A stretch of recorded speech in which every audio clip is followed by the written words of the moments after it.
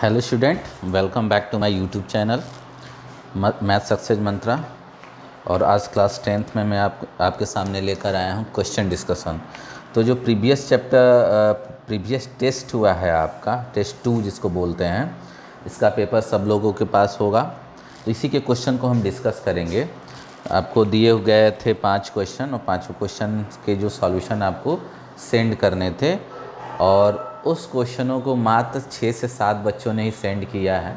जो भी लोग किए हैं अपने को समझ लेंगे, और बाकी लोग क्वेश्चन सॉल्यूशन उन्होंने नहीं भेजा है। तो ऐसे बच्चे जो सॉल्यूशन हमको नहीं भेजे हैं उनके मार्क्स तो कटने ही कटने हैं, जैसे भी कटें, क्योंकि मैं सबका अटेंडेंस ले रहा हूँ यहाँ पर। कितने लोग अटेम्प्ट कर रहे हैं, ज़रूरी नहीं है कि सारे क्वेश्चन सही हो, ठीक है ना, लेकिन आप कम से कम क्वेश्चन सॉल्व करने की कोशिश कर रहे हैं, ये बहुत बड़ी बात होती है किसी भी बच्चे के लिए। मतलब ये है कि आप पढ़ रहे हो कि नहीं पढ़ रहे हो, ठीक है। तो इसलिए टेस्ट दिया जा रहा है, और टेस्ट में केवल 7 लोग 6 लोग यही लोग पार्टिसिपेट कर रहे हैं, और हमको लग रहा है यही लोग वीडियो देख भी रहे होंगे। तो वीडियो देखें या ना देखें, टेस्ट को पूरा कीजिए और उसके सॉल्यूशन हमको भेजिए। सबका नाम नोट किया जा रहा है, और जैसे स्कूल खुलेगा उसके इंटरनल मार्क्स पे आपको क्या किया जाएगा, जो लोग नहीं भेज रहे हैं कट भी किया जाएगा। अब यहाँ पर जो आज का सेशन है वो क्वेश्चन डिस्कशन का है। अभी जो दूसरा टेस्ट हुआ है उसके क्वेश्चनों का है। इसके बाद से मैं 1-2 टॉपिक इसमें लेके आऊँगा इंपॉर्टेंट, जैसे कि मिडिल टर्म कैसे फाइंड करेंगे, किसी भी एपी का जो मिडिल टर्म होता है वो कैसे फाइंड आउट किया जाता है, इस पर हम चर्चा करेंगे, और भी जो इम्पोर्टेंट होगा। तो ये ज़रूरी है कि ये क्वेश्चन डिस्कशन के बाद आप बने रहें इस वीडियो में शुरू से अंत तक, जिससे आपको जो बीच में टॉपिक पढ़ाए जाएंगे वो भी आपको क्या होगा, मन में उसको भी आप लोग देखेंगे, ठीक है ना। ये केवल क्वेश्चन डिस्कशन ही नहीं है कि जो लोग क्वेश्चन कर लिए हैं अब हमको करने की ये वीडियो देखने की ज़रूरत नहीं है। थंबनेल देख के आप देखेंगे अरे ये तो क्वेश्चन डिस्कशन है टेस्ट 2 का, तो हम तो कर ही लिए हैं, लेकिन इसमें टॉपिक भी कवर किया जाएगा। और यदि किसी क्वेश्चन पे कोई टॉपिक, यहाँ 5 क्वेश्चन दिए हैं, अलग से कोई थियरी है तो उसको भी हम कॉन्सेप्ट है तो उसको भी देंगे। तो पहला क्वेश्चन है आपका, मैं क्वेश्चन नहीं लिखूँगा डायरेक्ट, पहले क्वेश्चन का सॉल्यूशन लिखूँगा, क्योंकि क्वेश्चन ऑलरेडी आपको सेंड किया जा चुका है। पहला क्वेश्चन है फाइंड द टर्म। आपको दिया था AP 17, 14 होल 1/2, 12 और लास्ट में -38 दिया था, ये दिया था। और कह रहा है कि इसमें कितने टर्म हैं ये फाइंड आउट करने हैं। तो देखो कितने टर्म है, फाइंड मतलब n की वैल्यू फाइंड आउट करना है। क्या करना है आपको, n फाइंड आउट करना है। तो अब देखेंगे कि n किस किस फार्मूले में आता है। तो n लगभग सारे फार्मूले में आता है। तो आपके पास एक फार्मूला होता है L = A + n - 1 × d। इसलिए हमने ये फार्मूला यूज़ कर लिया, क्योंकि आपको लास्ट टर्म भी मालूम है। क्या मालूम है, लास्ट टर्म भी मालूम है। और n फाइंड आउट करना है, क्योंकि AP दिया है तो फर्स्ट टर्म भी मालूम है, लास्ट टर्म भी मालूम है, AP है तो कॉमन डिफरेंस भी मालूम होगा, D भी मालूम होगा। तो इन चारों वेरिएबल में आपको 3 वेरिएबल मालूम है, तो एक वेरिएबल आसानी से निकाला जा सकता है। और आपको मैं बताया भी हूँ कि किसी भी फार्मूले में जितने भी मैक्सिमम वेरिएबल दिए हों, जैसे यहाँ पर 4 वेरिएबल दिया है, उसमें से 3 मालूम है तो आप चौथा निकाल सकते हैं। यदि 5 वेरिएबल का कोई सॉल्यूशन है, 5 वेरिएबल का कोई फार्मूला, उसमें से 4 वेरिएबल दिया है तो 5वां आसानी से निकल जाएगा, जैसे ही वो चारों को उसमें पुट करोगे। तो यहाँ पर चूँकि 4 वेरिएबल में, मतलब यदि 4 वेरिएबल्स में फार्मूला दिया है, और उस 4 वेरिएबल में से यदि 3 वेरिएबल आपको नोन है, तो 4th वेरिएबल तो ऑटोमेटिकली इसमें जैसे ही 3 वेरिएबल की वैल्यू पुट करेंगे, 4th जो होगा ऑटोमेटिकली वहाँ से निकल के आ जाएगा। तो चलिए स्टार्ट करते हैं। तो यहाँ A की वैल्यू क्या होगा, 17। अब यहाँ पर क्या होगा, बच्चों को D निकालने की ज़रूरत होगी। तो D कैसे निकलता है, बार बार कहे हैं कि 2 टर्म कोई भी ले लीजिए, ये ले लीजिए चाहे तो ये ले लीजिए, ठीक है ना। हम पहला और दूसरा ही लेते हैं, और नेक्स्ट में से मतलब 14 होल 1/2 में से माइनस करेंगे प्रीवियस को, 17 को माइनस कर देंगे, आएगा कितना, ये हो जाएगा 42 या 28, 21 और 28 और 1 29/2 अब -17, ये हो जाएगा 29, एलसीएम ले लोगे तो 34/2, और ये हो जाएगा -5/2। ये आ गया आपका कितना, D आ गया। तो D भी आपको मालूम हो गया, A तो मालूम था ही, और आपको एक चीज़ और मालूम है, L -38, ठीक है। अब आप जानते हो कि सिंस L इक्वल टू कितना होता है a plus n minus 1 into D, तो L की वैल्यू कितनी हो गई -38, a की वैल्यू होगी 17 प्लस n माइनस 1 और d की वैल्यू -5/2। क्लियर हो रही बात है? तो ये 17 इधर जाएगा तो -38 माइनस 17 हो जाएगा, ये n माइनस 1 -5/2, ये ऐड होके 8 7 5 55 हो जाएगा, n माइनस 1 -5/2। अब ये 2 का इधर देखो क्रॉस मल्टीप्लाई होगा, 2 का इससे मल्टीप्लाई होगा, -5 का डिवाइड होगा, तो कितना आ जाएगा -55/-5 और 2 का मल्टीप्लाई होगा और ये n माइनस 1, ये प्लस हो जाएगा, ये कितना हो जाएगा 11 2 जा 22। This imply that n equal to कितना आ जाएगा 23। तो इसमें जो नंबर ऑफ टर्म्स होंगे वो कितना हो जाएंगे 23 हो जाएंगे। यहाँ पर आप मान सकते हैं let there are n terms in the given AP। हमने पहले ही मान लिया कि कितने AP में कितने टर्म हैं, n टर्म हैं। तो ये आपका सॉल्यूशन हुआ कंप्लीट। चलिए इसको एक बार फिर देखिएगा, पहले क्वेश्चन का सॉल्यूशन आराम से पढ़िए, हम लोग बहुत आगे हैं और इसलिए मैं रोज़ रोज़ वीडियो आपको नहीं दे रहा हूँ, आराम से पढ़ते रहिए, ठीक ना। और भी सब्जेक्ट हैं उसको भी पूरा कीजिए। अब दूसरा क्वेश्चन है फाइंड द 10th टर्म 4 9 14 और लास्ट में कितना है 254। अब कह रहा है कि इसमें लास्ट 10th टर्म तो निकालना है, लेकिन कहाँ से निकालना है, लास्ट से, मतलब इधर से निकालना है। तो इसके लिए एक फार्मूला भी है, ध्यान से देखिए। लास्ट से 10th टर्म का फार्मूला होता है Tn equal to L plus n minus 1 into -t। ये मतलब यदि लास्ट से आपको n टर्म निकालना होगा तो वहाँ पर यहाँ पर L यूज करेंगे। L क्या होगा, लास्ट टर्म होगा, n मतलब जो टर्म फाइंड करना है वो n होगा, और -d मतलब इसका कॉमन डिफरेंस। तो यहाँ पर a की वैल्यू कितना हो, a से तो कोई मतलब ही नहीं है इसमें, फार्मूले में ही नहीं। तो L कितना है यहाँ पर 254, n तो फाइंड आउट करना है। d कितना होगा यहाँ पर, d हो जाएगा 9 माइनस 4, d हो जाएगा आपका 5, और कुछ की ज़रूरत नहीं है। अब आपको निकालना है T10। कहाँ से निकालना है, ये nth टर्म फ्रॉम एंड है, यहाँ पर लिख लीजिए nth टर्म्स फ्रॉम एंड।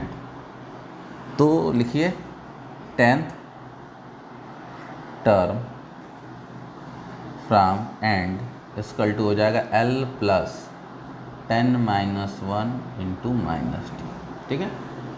फार्मूले में n की जगह क्या होगा 10 होगा, क्योंकि 10वां टर्म निकालना है। L की वैल्यू कितना हो जाएगा 254 प्लस 9 और d की वैल्यू हो जाएगा 254 माइनस 45, ये माइनस हो जाएगा 9,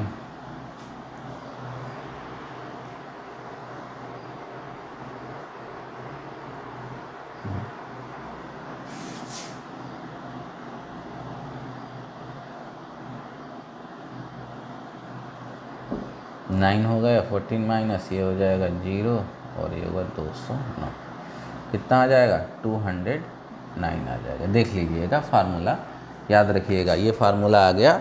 nth टर्म फ्रॉम एंड क्या होता है L प्लस n माइनस 1 और ब्रैकेट में -t, ठीक है। L मतलब लास्ट टर्म, n मतलब जो टर्म आप लास्ट से एंड से निकालना है वो, और d की वैल्यू इसका कॉमन डिफरेंस। तो d कितना आया है 5 आया है, और ये nth टर्म, तो 10th टर्म के लिए क्या होगा, n की वैल्यू 10 रख देंगे, d की जगह 5 रख देंगे, और L दिया है 254 और ये हो जाएगा माइनस कर देंगे तो 209 आ जाएगा। चलिए ये तो आपको क्लियर हो गया, ठीक है। ये फार्मूला देख लीजिएगा, नोट कर लीजिएगा कहीं।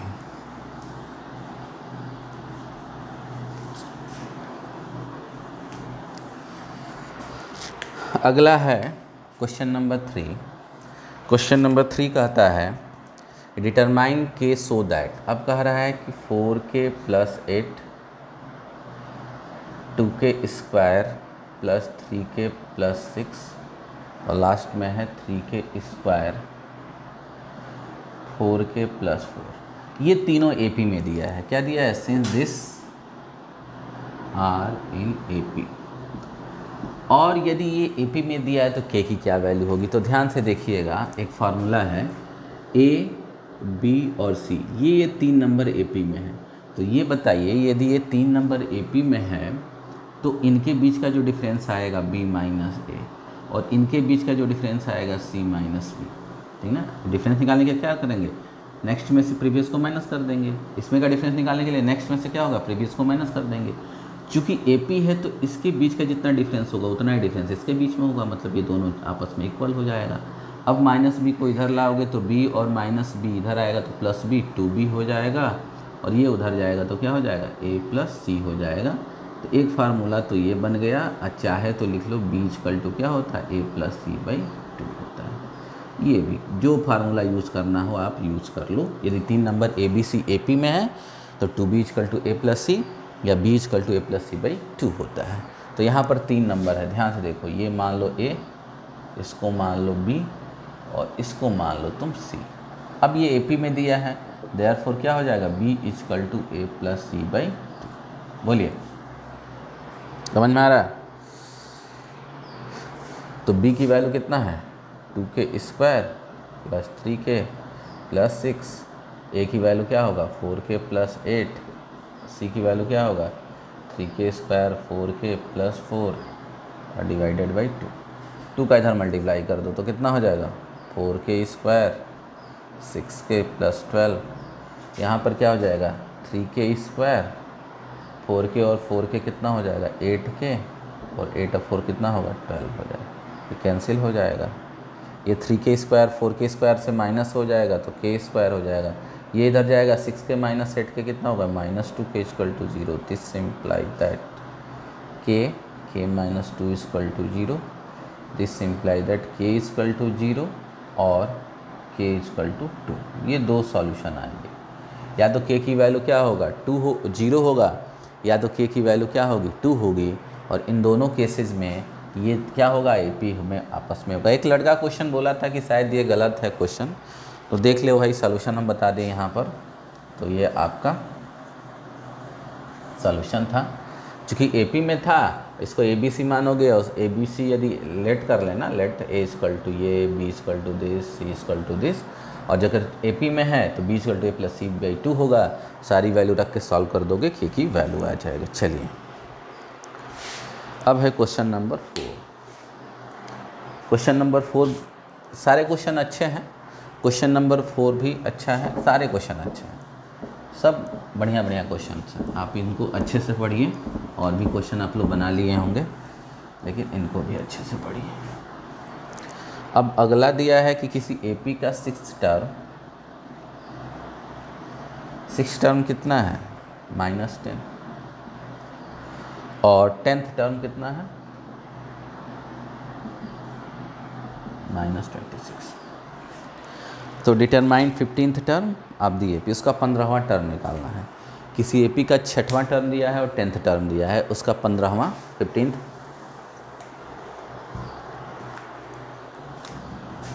इस पे बहुत क्वेश्चन बन जाएंगे। आपको ये भी कह सकता है कि उसके 15 टर्म का सम निकाल दो या 10 टर्म का सम निकालो, 10वां टर्म निकाल दो। 10वां टर्म तो दिया है, 10 टर्म का सम निकाल दो।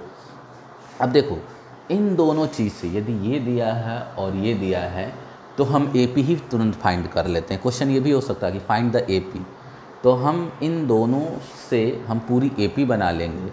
और पूरी AP यदि बन जाती है तो हम जो चाहें वो चीज़ उसमें हम कर सकते हैं। समझ में आ रही बात? यदि AP बन जाता है तो हम जो चाहेंगे वो कर लेंगे। तो ये बात याद रखिए कि इन दोनों से हमको पूरी AP फाइंड आउट हो जाएगी। अब चलिए कैसे फाइंड आउट हो? कुछ दिया ही नहीं है भाई, ना फर्स्ट टर्म मालूम है, ना कॉमन डिफरेंस मालूम है। तो चलिए जो चीज़ नहीं मालूम है, अननोन होती है, उसको लेट कर लेते हैं।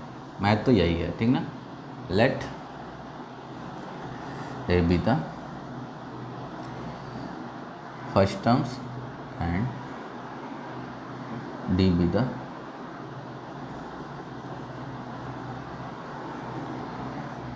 Common difference of A P. A first term है, डी कॉमन डिफरेंस। तो ये बताइए T6 छठवा टर्म कितना हो जाएगा, a प्लस 6 माइनस 1 डी होता है, 6 minus n minus 1 into D, तो हो जाएगा a प्लस 5d। और T6 की वैल्यू दिया है कितना, -10। एक इक्वेशन तो यहाँ बना लीजिए। आल्सो T10 10वां टर्म, T10 इक्वल टू क्या होगा, a प्लस 9d हो जाएगा, 10 माइनस 1 होगा। T10 कितना दिया, -26, a प्लस। अब a और d में दो इक्वेशन बन गया, दोनों को सॉल्व कर लो, a और d निकल जाए। a और d निकल जाएगा तो पूरी AP भी बना सकते हो, 15वां टर्म भी फाइंड सकते हो, 20वां टर्म भी फाइंड कर सकते हो, 21st भी टर्म फाइंड आउट कर सकते हो, या सम ऑफ 21 टर्म निकाल सकते हो, या सम ऑफ 10 टर्म निकाल सकते हो, कुछ भी कर सकते हो a d निकलने के बाद। तो इन दोनों को सॉल्व करेंगे by elimination methods.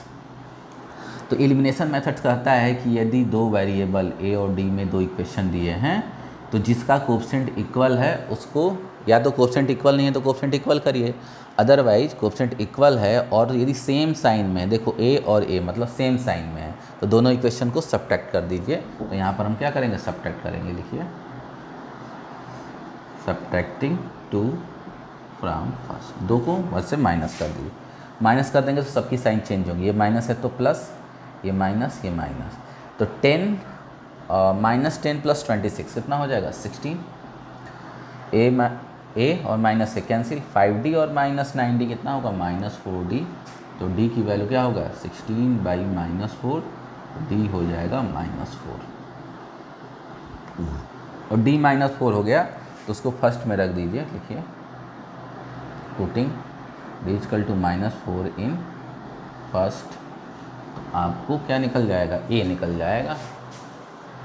d equal to -4 रख दोगे तो हो जाएगा -10 equal to a plus 5 into -4 -10 a -20, इधर जाएगा तो a की वैल्यू कितना होगा, -10, इधर ले जाओ तो -10 प्लस 20 इक्वल टू a, तो ये हो जाएगा a इक्वल टू 10। a भी निकल गया और d भी निकल गया।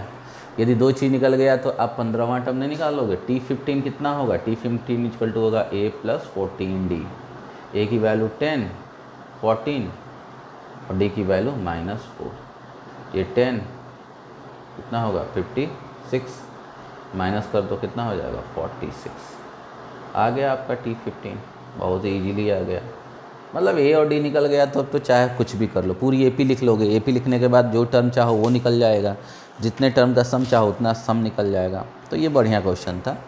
ऐसे बहुत से क्वेश्चन मिलेंगे आपको किसी AP का, ठीक ना। तो इसको नोट कर लीजिए। अब देखिए लास्ट क्वेश्चन है पाँचवा तो थोड़ा सा टफ है, मन लगा के पढ़िए, आराम से पढ़िए। साइंस भी पढ़िए, केमिस्ट्री, फिजिक्स, बायो प्लस ये सब चीज़ें, मैथ्स, एक ही चीज़ पे मत लगे रहिए। धीरे धीरे कोर्स कंप्लीट करा दिया जाएगा, कोई दिक्कत नहीं है, बहुत परेशान होने की चाहिए नहीं है। आप लोग AP पढ़ रहे हो, स्कूल भी रहता तो AP से आगे नहीं गए होते, ठीक ना, खुला भी रहता तो। अब देखो if m times the mth term of an AP is equal to n times of nth term, find m plus nth term. देखो AP का इसमें सब कुछ दिया है, लेकिन AP का ना फर्स्ट टर्म मालूम है ना कॉमन डिफरेंस मालूम है, तो पहले तो वो मान लो। पाँचवें में देखिए, लिखिए let A be the first term and D be the common difference of AP, ठीक है, कॉमन डिफरेंस ऑफ AP हो गया। अब अकॉर्डिंग टू क्वेश्चन, ATQ मतलब अकॉर्डिंग टू क्वेश्चन। अब क्वेश्चन में दिया हुआ है कि m times of mth term मतलब Tn equal to n times of nth term मतलब Tn, ये दिया हुआ है। चलो भाई ये दिया है तो इससे कुछ देखते हैं क्या निकलता है। एम टी एम मतलब क्या होगा, A plus M minus one into D, ये हो जाएगा। एन टी एन मतलब क्या होगा, A plus N minus one into D हो जाएगा। कुछ नहीं करना है, फार्मूले में बैठा दो, आ जाएगा। क्वेश्चन में दिया है कि m times of mth term equal to किसके इक्वल दिया है, n times of nth term. तो m into t m equal to n into t n होगा। टी एम की वैल्यू क्या होगी, a प्लस एन की जगह m रख देंगे, और ये तो स्टैंडर्ड फार्मूला ही है। मल्टीप्लाई कर दो, कितना हो जाएगा, m a, इसमें मल्टीप्लाई होगा तो देखो इसमें जाके इस ब्रैकेट में करो या डी में करो, कोई में करो, तो ब्रैकेट के अंदर करोगे तो m square minus m into D, ये मल्टीप्लाई होगा तो n a, यहाँ जाके होगा तो n square minus n into D हो जाएगा। अब सबको एक तरफ करो तो क्या हो जाएगा, m a minus n a plus m square minus m d minus n square minus n into d equal to 0। अब यहाँ से ए कामन कर लो तो m माइनस एन, यहाँ से d कामन हो जाएगा तो m square minus m, minus से मल्टीप्लाई भी होगा तो minus n square plus n, और d तो दोनों से कामन हो गया, d बराबर 0, ये आ गया आपका। अब इन दोनों को एक साथ कर लो और इन दोनों को एक साथ कर लो, क्या हो जाएगा, a m minus n plus क्या हो जाएगा, m square minus n square एक साथ, और माइनस एम प्लस एन एक साथ, डी इक्वल टू 0। ये क्या हो जाएगा, m माइनस एन प्लस, इसका फैक्टराइज कर लो तो m minus n m plus n, और यहाँ ब्रैकेट लगा दोगे तो ये हो जाएगा m माइनस एन डी। अब कुछ कॉमन दिख रहा है, m minus n m minus n m minus n, common कर लो, m माइनस एन कॉमन हो गया तो यहाँ बचेगा a, और यहाँ बचेगा m प्लस एन, यहाँ बचेगा माइनस 1, डी इक्वल टू 0।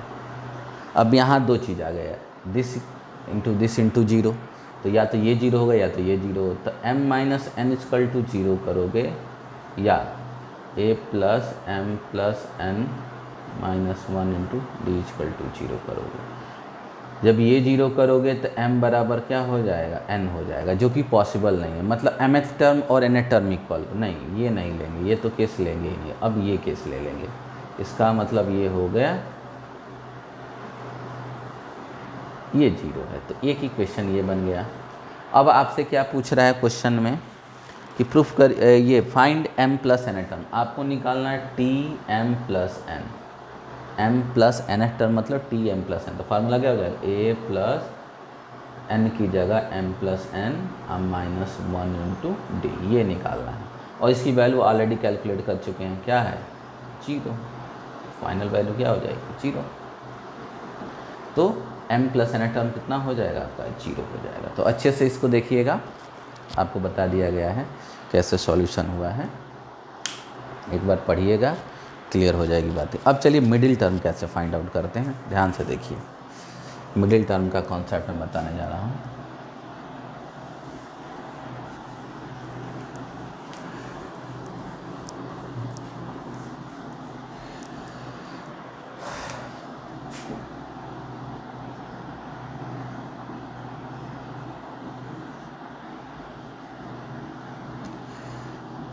अब दो चीज़ें हैं, लिखिए, case first, if late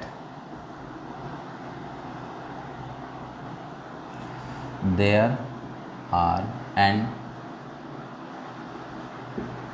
terms in an AP। हमने मान लिया कि AP में कितने टर्म है, n टर्म है, तो केस पहला है कि n क्या हो सकता है, let case first n is even. तो जब n इवन हो जाएगा तो दो मिडिल टर्म आएगा, AP का कितने मिडिल टर्म आएंगे, दो मिडिल टर्म आएंगे, ठीक ना। Then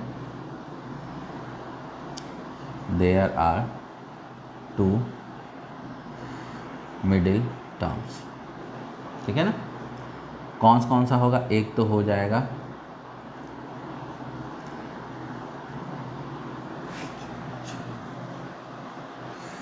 n/2th term and n/2 plus 1th. Then there are two middle term, that is अर्थात n/2th term and n/2 plus 1th terms are middle terms. ठीक है ना, ये पहला केस हो गया। अब तुम कहोगे कि कैसे भाई, जब n इवन होगा तो दो मिडिल टर्म कैसे होगा? चलो भाई बताते हैं। जैसे AP लिख लो, 2 4 6 8 10, इसमें कितने टर्म है? 1 2 3 4 5 है, 6 टर्म कर लो। इवन नंबर ऑफ टर्म्स आ गए इसमें। तो जब इवन नंबर ऑफ टर्म्स आ जाएंगे तो देखो दो मिडिल टर्म्स है कि नहीं, इधर से छोड़ दोगे, बीच में कितने आएंगे? 2 आएंगे, एक तो आएगा नहीं। तो ये कौन सा टर्म है? तीसरा है। तो देखो कैसे आता है, 6 टर्म है, n की वैल्यू 6 है। चूँकि n इवन है तो यहाँ पर फार्मूला है कि n/2th मतलब 6/2th मतलब थर्ड। देखो तीसरा रहा है कि नहीं, पहला दूसरा तीसरा टर्म, थर्ड टर्म निकालेंगे, ये थर्ड टर्म आएगा। लेकिन थर्ड टर्म क्या है यहाँ पर? 6, तो ये मिडिल टर्म होगा। और एक अगला होगा 6/2 plus 1th मतलब ये आएगा फोर्थ टर्म। तो फोर्थ टर्म कितना है? 8। तो ये तो फिजिकली मैंने बता दिया कि इवन के केस बनेगा तो कैसे होगा। लेकिन बहुत बड़ा AP होगा जिसमें आपको केवल ये मालूम होगा कि इसमें 10 20 या 50 टर्म है, तो मिडिल टर्म कौन सा होगा, तो आप इस फार्मूले से बता देंगे। ये तो इवन के केस के लिए हो गया, ठीक ना। ये फार्मूला याद कर लीजिएगा, ठीक है। जब n इवन होगा तो n/2th टर्म एक मिडिल टर्म होगा और एक होगा n/2 plus 1th टर्म होगा। चलिए ये याद रहेगा, अभी क्वेश्चन हम बताएंगे इसमें। अगला है आपका, इसको ध्यान से देखिएगा। दूसरा केस है दूसरा केस है n इज ऑड होगा तो तब एक ही मिडिल होगा। Then there are only one middle terms in an, केवल एक ही टर्म होगा। वो कौन सा होगा? n+1/2th term.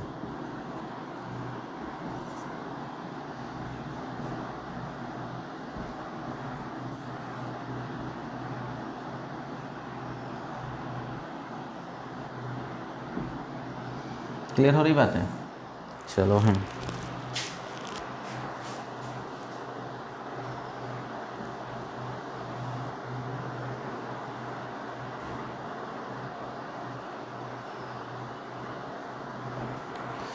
इस एग्जाम्पल में 3 5 7 9 11 कितने टर्म है? 1 2 3 4 5, n=5 है, मतलब ऑड आ गया। नंबर ऑफ टर्म्स क्या है यहाँ पर? ऑड है। तो एक ही मिडिल टर्म होगा, कौन होगा? 5 + 1/2th। क्या है? n + 1/2th। तो यहाँ पर नंबर ऑफ टर्म्स 5 हो गए, तो 5 + 1/2th कितना आएगा? 6/2 थर्ड आएगा। तो तीसरा क्या हो गया? देख लो, मिडिल है कि नहीं? 2 2 इधर से छोड़ दो, बीच में 7वां मिडिल टर्म है, तो थर्ड मिडिल टर्म हो जाएगा =7। ये बेसिकली कंसेप्ट था। लेकिन बड़े क्वेश्चन में कैसे अप्लाई करेंगे? जैसे क्वेश्चन दिया रहेगा, ये याद रहेगा ना। ऑड के लिए n+1/2th टर्म होगा, एक ही मिडिल टर्म होगा। इवन के लिए 2 होगा, n/2th टर्म और n/2 plus 1th टर्म। चलिए तो अब हम एक बड़ा सा क्वेश्चन लेते हैं और करते हैं। जैसे दिया है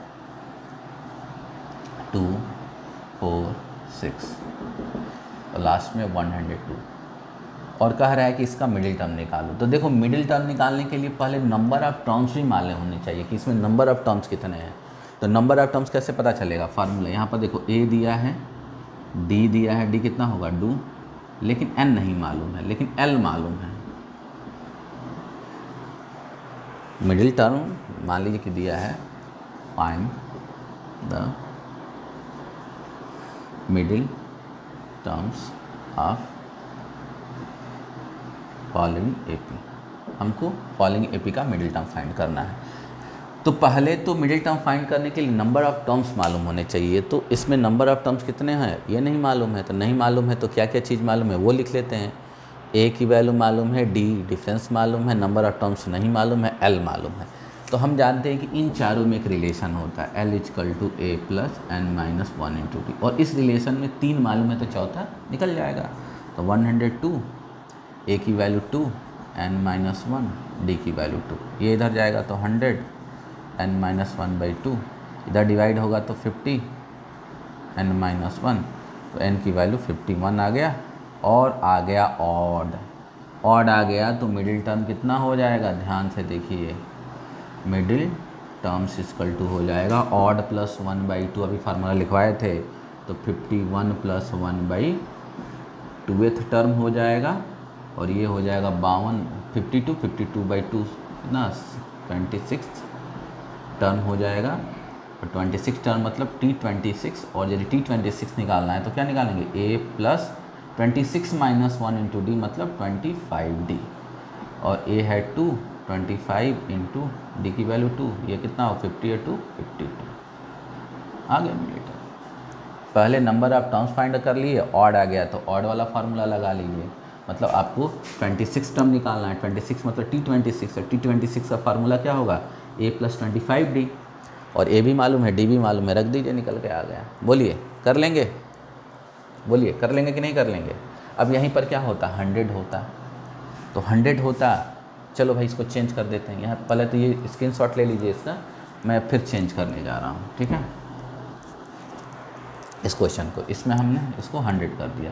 अब मिडिल टर्म फाइंड आउट करना है, तो यहाँ पर अब नंबर ऑफ टर्म्स निकालेंगे, क्या निकालेंगे, नंबर ऑफ टर्म्स निकालेंगे। तो L इक्वल टू क्या होता है, a प्लस n-1 इंटू 2। अब क्वेश्चन क्या हो गया, 100 तक चला गया, अब नंबर ऑफ टर्म्स इवन में आ जाएंगे, तो 100 और a की वैल्यू 2, n-1, d की वैल्यू 2, कितना हो जाएगा 98, इधर जाएगा तो n-1 इंटू 2, इधर से डिवाइड होगा तो कितना हो जाएगा 49, और ये आ जाएगा तो n की वैल्यू 50 हो गया। अब ये आ गया इवन, तो 2 मिडिल टर्म होंगे, क्या होंगे, 2 मिडिल टर्म होंगे, therefore 50/2 and 50/2 plus 1th term are middle terms, ठीक ना, दैट इज कौन सा 25वां टर्म होगा, और ये हो गया 26 टर्म्स आर मिडिल टर्म्स।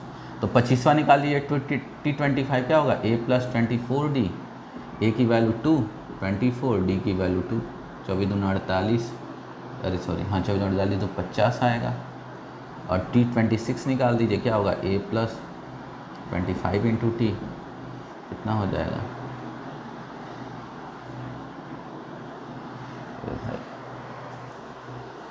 इससे पहले वाले में